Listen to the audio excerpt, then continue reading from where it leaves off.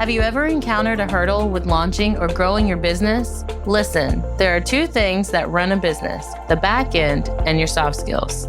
Telling you right now, if these aren't in place, you'll lose clients and you'll lose money. You don't want that? Well, you're in the right place. Hey, I'm Dana. Hey, I'm Sarah.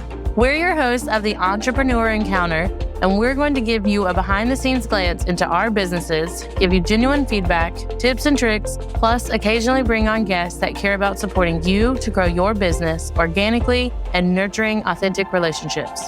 Are you ready?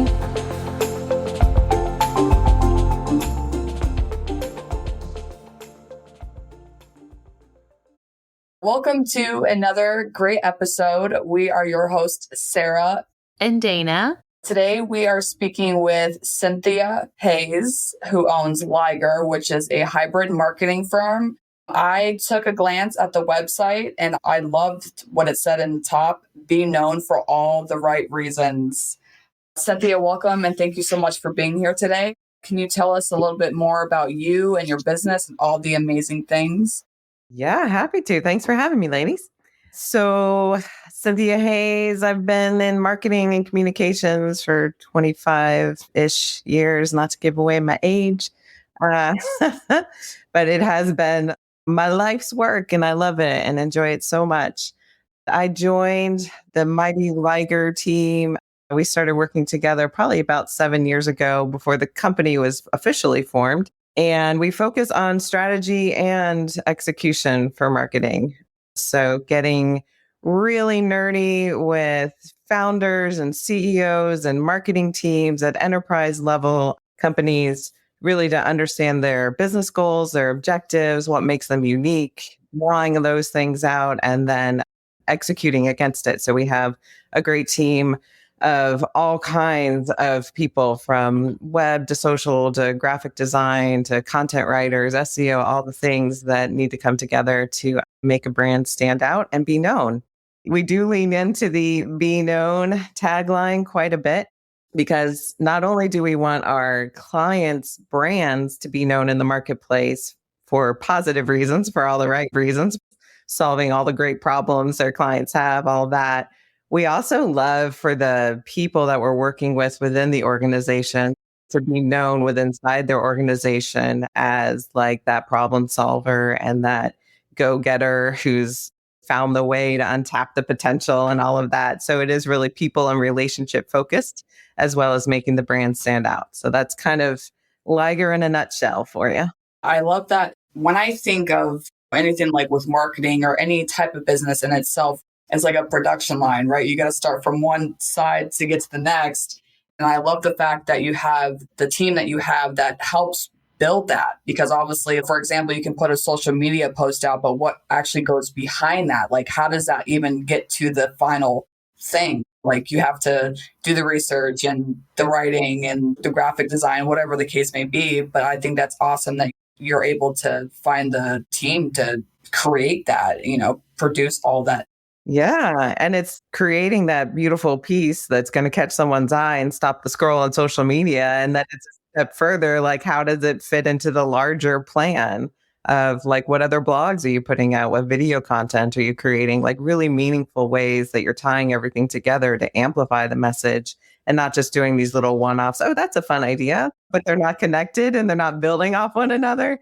So really looking at it holistically, the whole ecosystem of your marketing engine, just feeding your company all these inbound leads and potential is really what we love to do. Yeah, it's fun.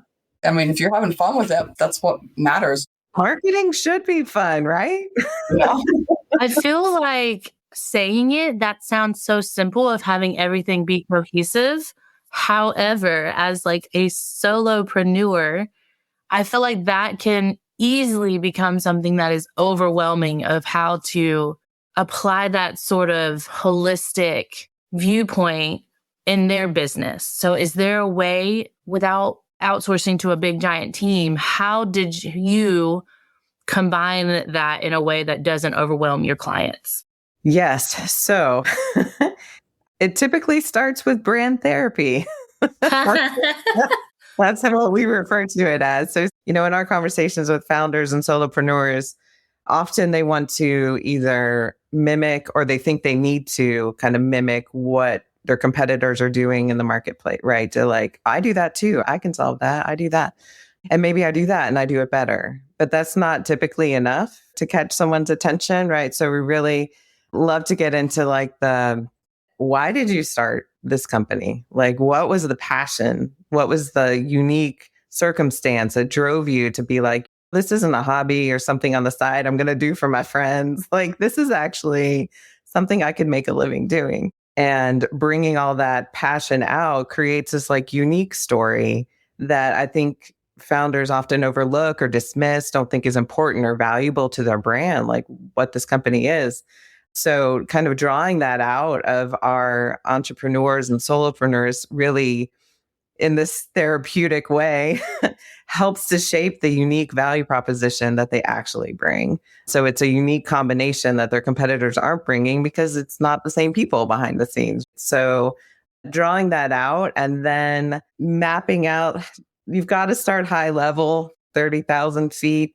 What does this year kind of look like? What are my business cycles I need to take into account? Heavy trade show season, or there's lots of events happening here and then it quiets down. So understanding that 30,000 view and then just kind of chunking it out. It's like this quarter, what am I really going to focus on? What themes or topics do I want to like center all my content around?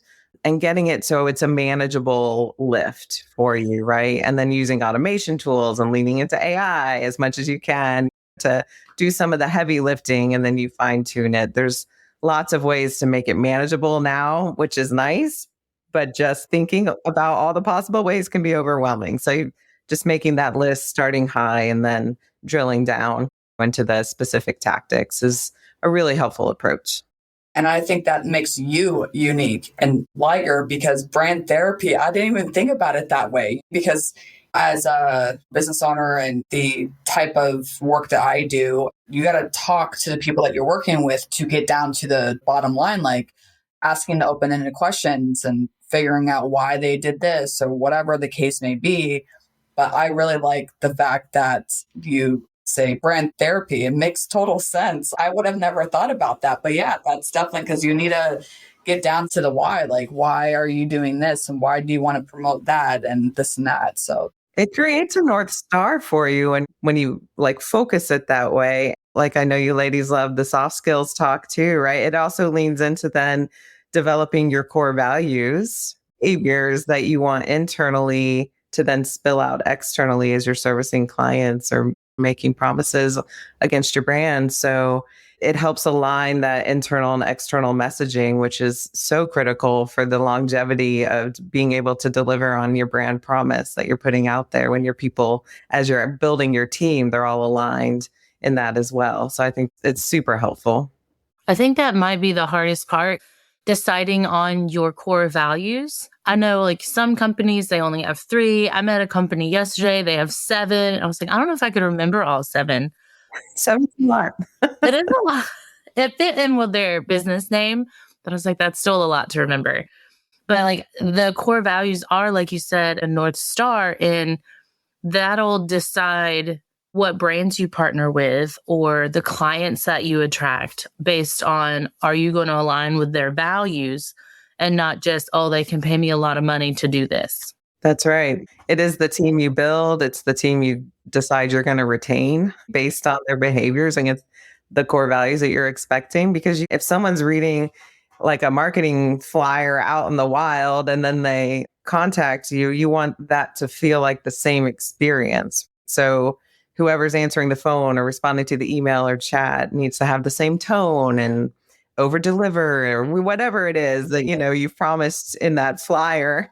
You want to make sure it's all aligned and in sync so that you're starting to build trust and people know what they're going to get when they interact with your brand, whether it's a person or a digital experience. I love that you say that, because like all the experiences come back from like calling for customer service. And I'm just like, no, you're not living up to your values. Obviously, that's on my thought, like in my head, but it's true because you put on this flyers or social media, like, this is what I look like, but you're not like that in person. So being authentic and showing up in both ways would help your brand stand out. 100%. Yeah. That helps your people become brand ambassadors because they see it too. They're like, oh, yeah, what we promise externally is our conversation internally. Like that matches. Like now I'm proud to promote this company I'm a part of and to my family, my friends, my social media audience, like all of that. It amplifies. You get all these brand ambassadors and then clients or customers that are interacting with you and have that cohesive experience. That's when you get those good ratings on Google or Facebook, right? Or Yelp. And they start advocating for you because they're like, yes, they did deliver what I was expecting and then a little more. And that's really exciting and fun to see. Hey there, listeners. Ever feel like you're struggling to connect with customers or lead your team effectively? That's where soft skills come in. Entrepreneur Encounter isn't just another podcast. We're a community dedicated to helping early stage entrepreneurs like you master the soft skills that make or break a business. Technical skills are important, but without communication, collaboration, and confidence, your business might never get off the ground to the next level. In our membership, Dana and I share actionable insights and tips to help you nurture the soft skills you need to thrive. Give you access to bonus content, workshops, and a network of like-minded entrepreneurs who are all on the same journey. We'll teach you how to boost your confidence, Become a leader who inspires and motivates your team, navigate conflict like a pro, to resolve disagreements without drama and build stronger relationships, communicate clearly and concisely, get your message across, build trust, and close the deal. If you're ready to take your business to the next level, join the circle by clicking the link in the show notes. As you've worked with a variety of businesses, have you noticed any common challenges that they face with this internal alignment, like trying to figure out those core values? I think the most common obstacle that I've seen is there's a moment where you decide on the core values. Like you talked about, it's difficult. It's a process. You've got to really wrestle with them. You've got to like test them out a little bit. You've got to focus on the wording. Is this what we really mean when we say trustworthy or whatever it is? Putting it in language, it's really authentic and that you can tell stories around. There's that moment and everyone agrees on it. It's like, great. And then they just kind of sit somewhere. They're not revisited. They're not really ingrained and reinforced. So I think finding ways, like we do weekly shout outs at our company, at our all hands meeting, we're like, I'm shouting you out for this core value. I'm reiterating the core value and saying what you did that was the behavior that aligns with it. So weekly shout outs, awards, if it's just reiterating them in those meaningful moments, calling them back to everyone's attention. I put them in annual reviews for our employees. It's like, hey, how well are you embodying these core values? So it's like finding those natural ways to keep them top of mind, because then it all trickles out from there. In my opinion, it's like it starts at the core.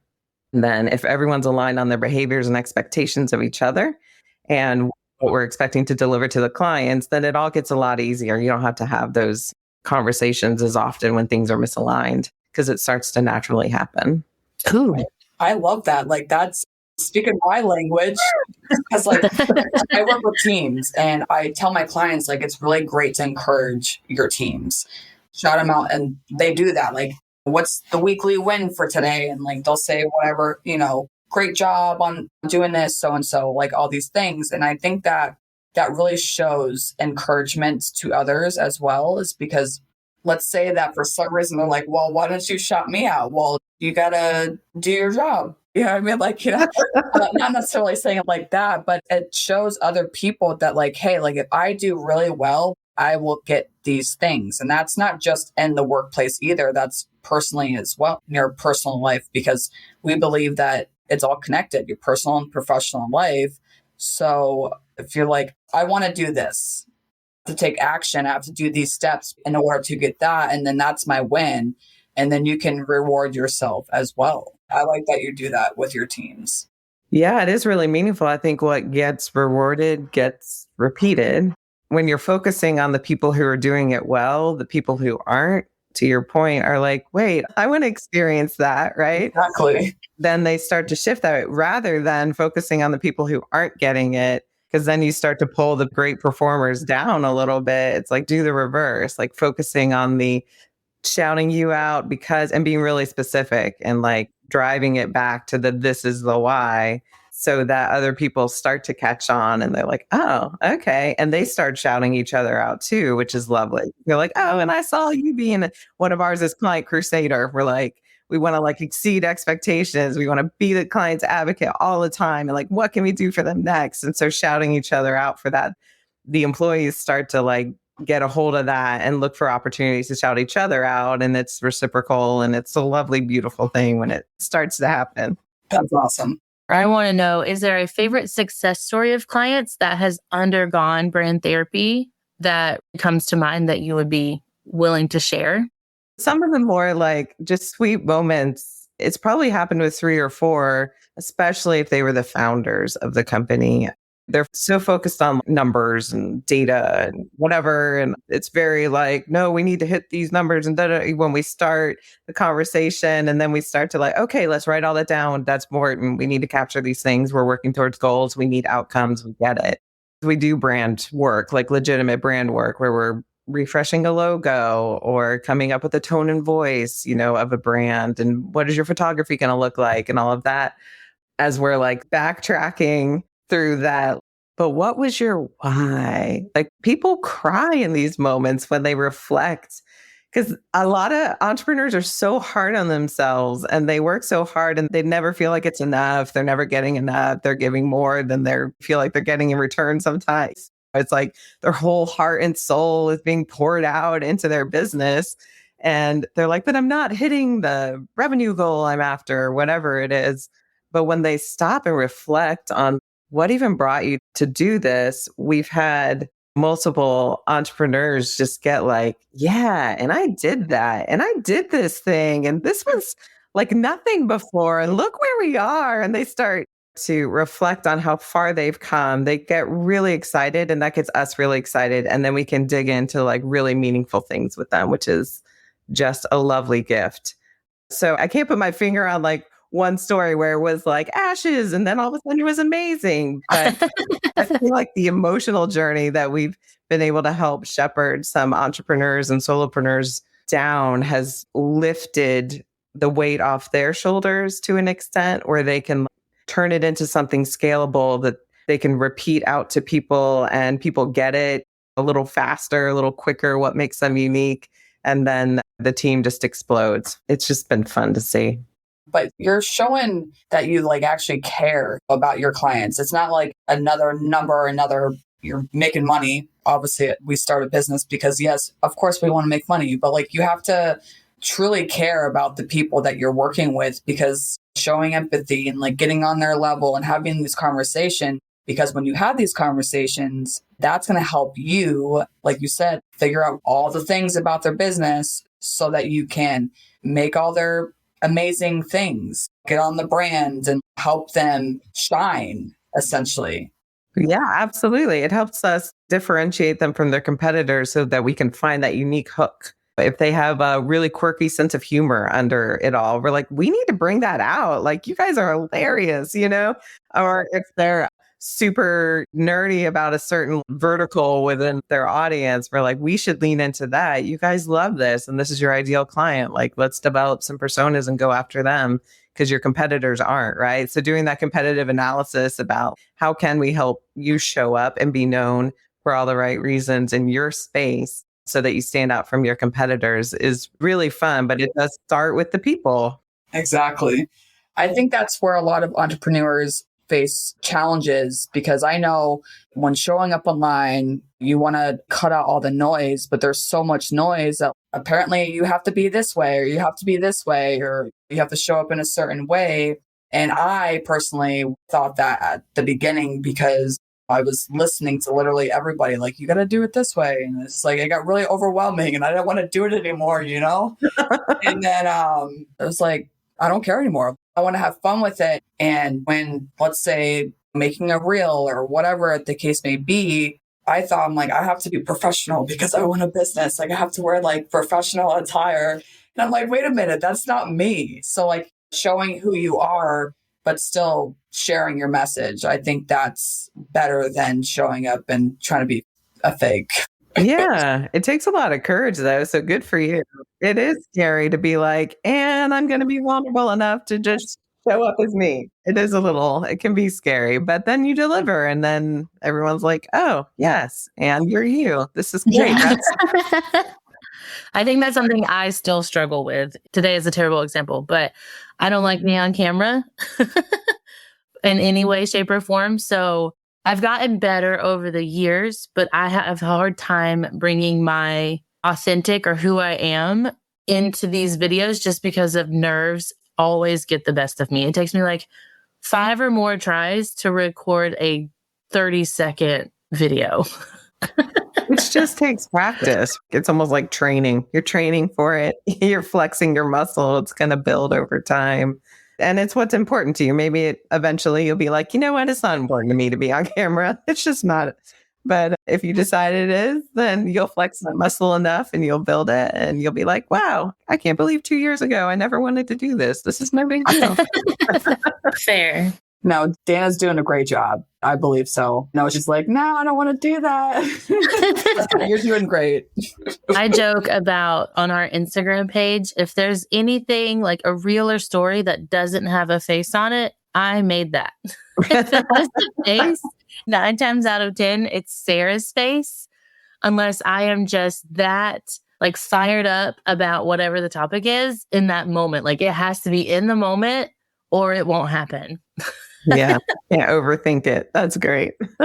So my final question is soft skills based. What other soft skills do you believe are essential for entrepreneurs to develop as they build their brands? I think maintaining a level of empathy for yourself and for your team is really, really important. I see kind of going back to the entrepreneurs, it's so important to set a business plan and to work towards a thing. Like I'm not dismissing any of those hard skills, right? They're essential.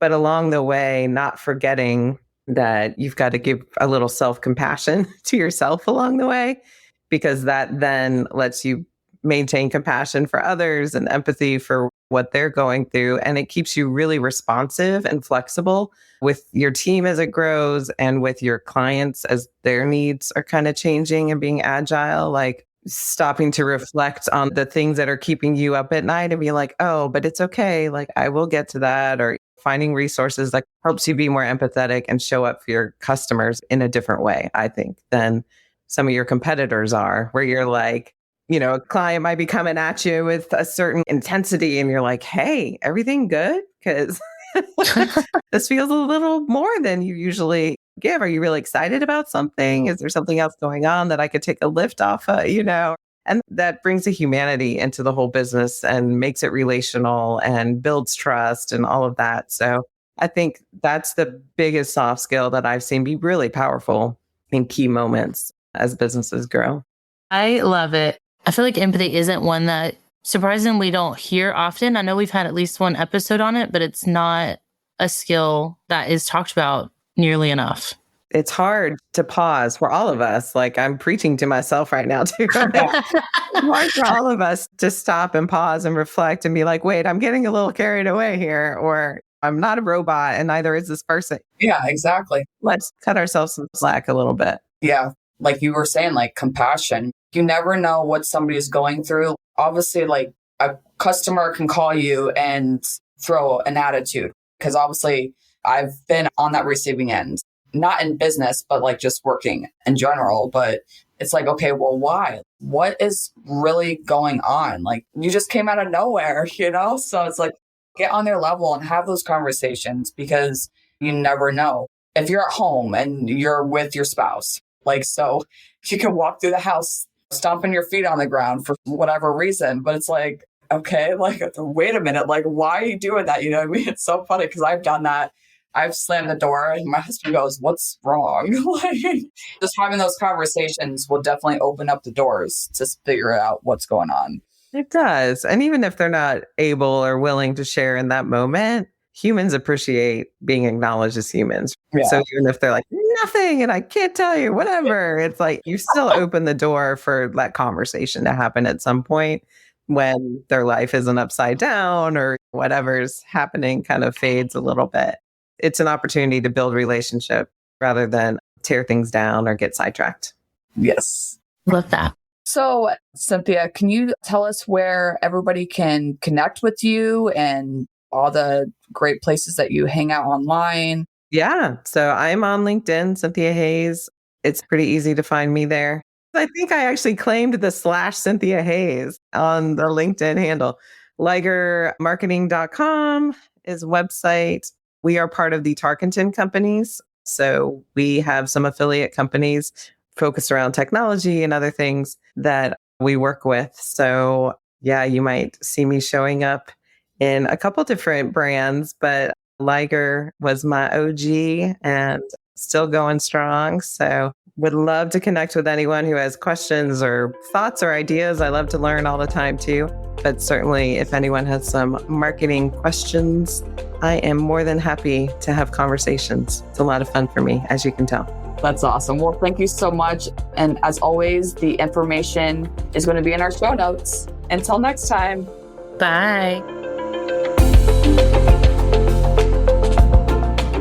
Thanks for tuning in to another episode. Remember, soft skills aren't just some fluffy buzzwords that get thrown around in the corporate world. They're the key to unlocking your full potential as a professional and a human being. Don't be afraid to invest in yourself and seek out opportunities to improve your soft skills. Sarah and I have a variety of workshops, online courses, and complimentary clarity calls for you to practice in real time with us. Links are always in the show notes. And be sure to join us next time for more insights, tips, and tricks to help you succeed in your entrepreneur encounter.